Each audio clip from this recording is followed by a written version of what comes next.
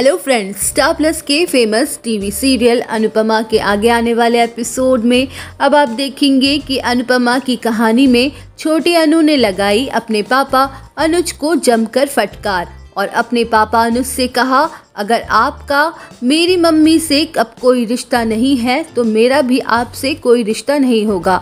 छोटी ने दी अनुज को धमकी। जी हाँ दोस्तों, सुपरहिट टीवी सीरियल अनुपमा के आगे आने वाले अपकमिंग ट्रैक में आपको देखने को मिलेगा कि किस तरह से छोटी अनु का गुस्सा अब अनुज पर फूटने वाला है।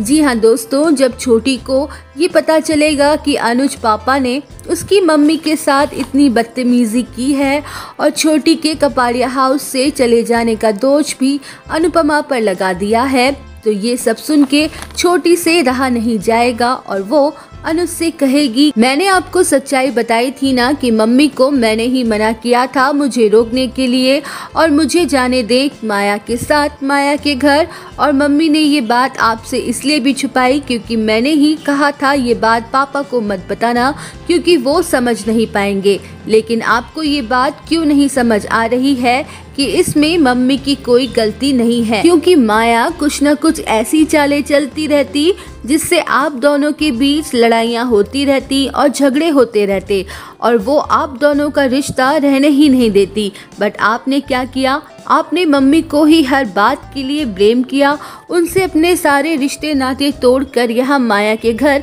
मुझसे मिलने अकेले ही चले आए और यहाँ तक आपने नानी माँ के सामने ही मम्मी से रिश्ता खत्म करने की बात तक कह दी।